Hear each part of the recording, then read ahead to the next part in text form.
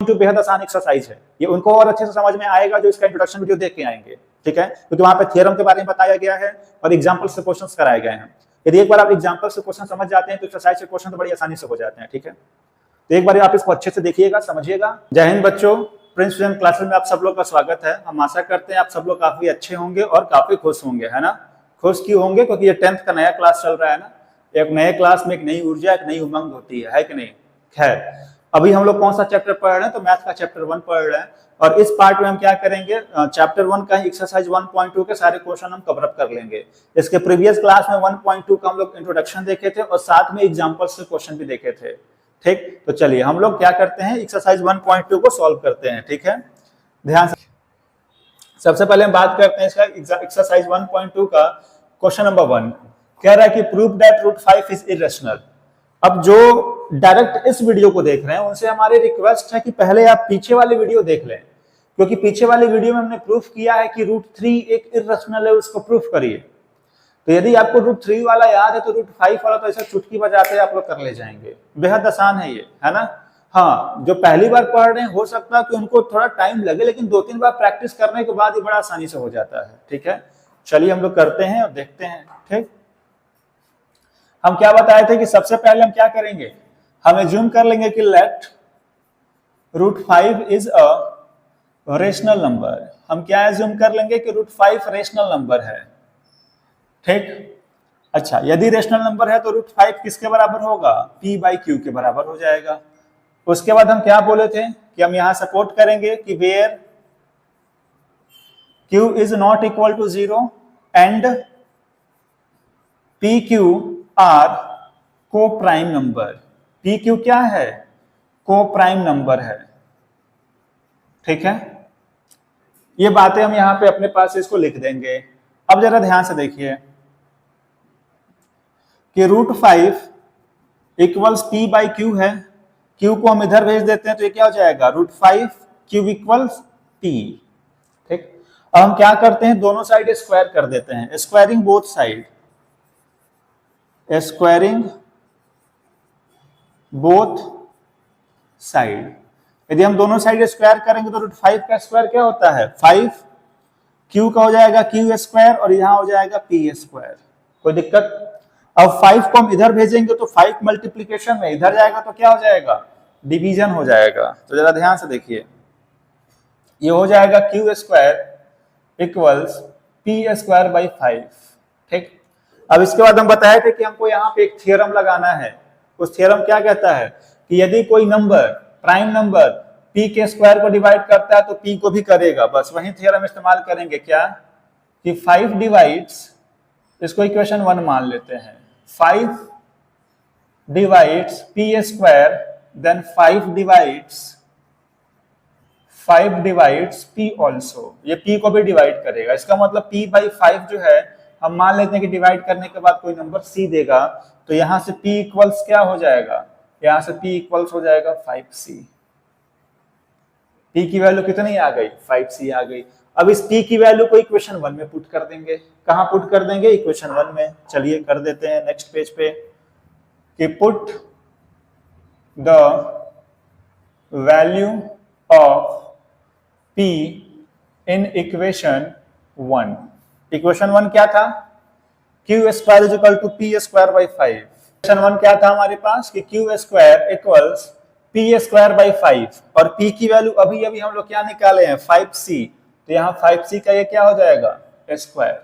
हम आशा करते हैं आपको यहाँ तक समझ में आ गया होगा। तो यहाँ से हो जाएगा q स्क्वायर इक्वल्स 5 का square 25 into c square divided by 5। 5 1 जा 5, 5 5 जा 25। तो q स्क्वायर कितना आ गया? 5c स्क्वायर, है कि नहीं। अब हम क्या करते हैं, 5 को इधर भेजते हैं तो c स्क्वायर रिजल्ट कितना हो गया? q square by 5। अब जरा ध्यान से देखिए, यहाँ पे फिर से वही थ्योरम लग जाएगा। कौन सा? कि यदि 5 q के स्क्वायर को डिवाइड किया है तो q को भी करेगा। कहने का मतलब 5 divides q square, then 5 divides q also. ये q को भी डिवाइड करेगा तो q/5 को मान लेते हैं, डिवाइड करने के बाद कोई नंबर d आएगा, तो यहां से q इक्वल टू क्या हो गया? 5d हो गया, ठीक। तो देयरफॉर हमको मालूम चल गया, क्या मालूम चल गया कि P की वैल्यू 5C आया था और Q की वैल्यू कितना आ गया, 5D आ गया। दिखाई दे रहा है? अब आप ही सोचिए, हमने शुरुआत में ही बोला था कि P और Q कैसे नंबर हैं? P और Q एक को प्राइम नंबर है, और को प्राइम नंबर कैसे नंबर होते हैं? जिसका HCF 1 आए, मतलब उसके बीच में एक के अलावा कुछ भी कॉमन न आए। जबकि यहाँ देखिए, इसके बीच में एक के अलावा 5 भी कॉमन आ गया, इसका मतलब P Q को प्राइम नंबर नहीं है। और ये क्यों नहीं है? क्योंकि हमने शुरू में ही गलत एज्यूम कर लिया था, इसीलिए नहीं है ना। तो इसके बाद बस आपको यही लिख देना कि hence it is not a co-prime number, therefore it is not a rational, it is irrational number। ठीक है, इसके नीचे आप लोग लिख लीजिएगा, बेहद आसान है।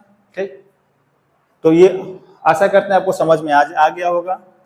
इसका सॉल्यूशन यहाँ से स्टार्ट था, 1 सेकंड के लिए हट जा रहे हैं, आप इसको देख लीजिए। ठीक है, और उसके बाद आप इसको देख लीजिए।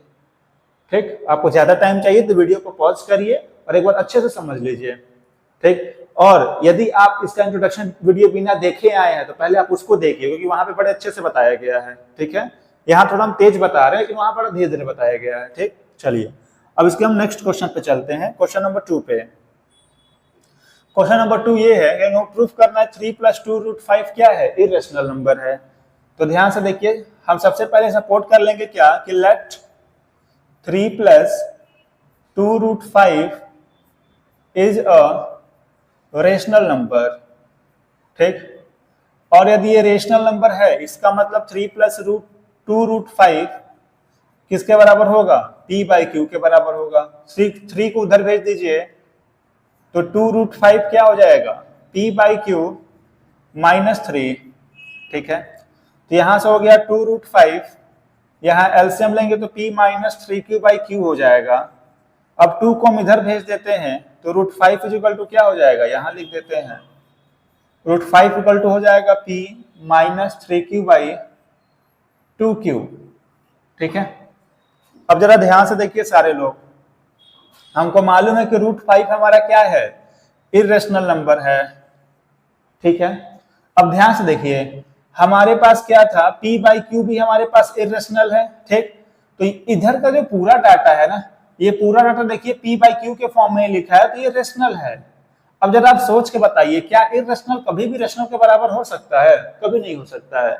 अब ये हमारा LHS RHS के बराबर नहीं है, इसका मतलब हमारा ये एजम्पशन ही गलत था। Therefore it is not a rational, it is a irrational number. ठीक, समझ में आया? हम आशा करते हैं आपको ये समझ में आ गया होगा। ठीक है, आप इसको आसानी से देख लीजिए, हम 1 सेकंड के लिए साइड हो जा रहे हैं। ठीक, तो ये कुछ बच्चे हमसे कहते हैं कि सर आप बहुत जल्दी पढ़ा देते हैं, आप लिखने का टाइम ही नहीं देते हैं। लिख लीजिए आप लोग, है ना, आप ही के लिए तो है सब।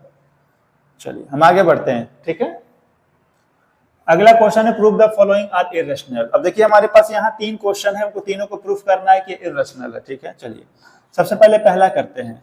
हम क्या मान लेते हैं कि 1/√2 क्या है, रेशनल नंबर है। यदि 1/√2 रेशनल है तो ये P/Q के बराबर होगा। ठीक है, क्रॉस मल्टीप्लाई करिए तो Q = √2P, तो Q/P = √2। अब आप यहाँ ध्यान से देखिए, फिर से वही कहानी है कि ये इरेशनल हो गया, ये क्या हो गया, रेशनल हो गया। अब आप ही बताइए, क्या रेशनल कभी भी इरेशनल के बराबर होगा? नहीं होगा। Hence LHS is not equal to RHS, therefore our assumption is wrong, it is not a rational, it is a irrational number। समझ में आया? तो इसके नीचे बस आपको एक फिक्स 2 लाइन लिख देना अपने पास से बना के। अच्छा, ये लाइन आपको रटना नहीं है, रटेंगे तो बार बार भूलेंगे। आप अपने हिसाब से 10th में गए हैं तो इतना तो आदमी सोच ही सकता है कि आप लोग को सेंटेंस फॉर्मेशन करने आता होगा, है ना। आप अपने लैंग्वेज में लास्ट में बस 2 लाइन लिख दीजिए।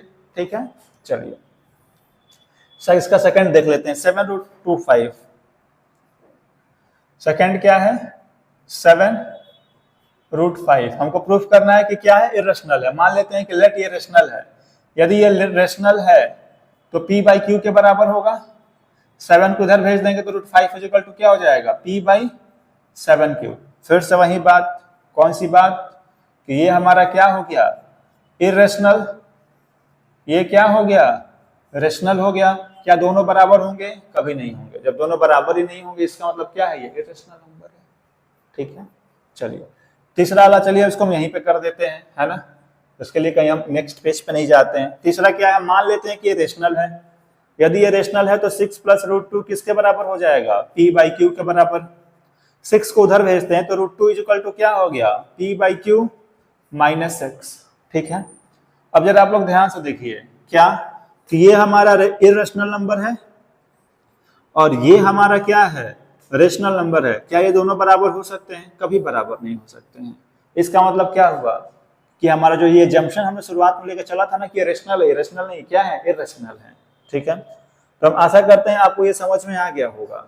ठीक, तो 1.2 बेहद आसान एक्सरसाइज है, ये उनको और अच्छे से समझ में आएगा जो इसका इंट्रोडक्शन वीडियो देख के आएंगे।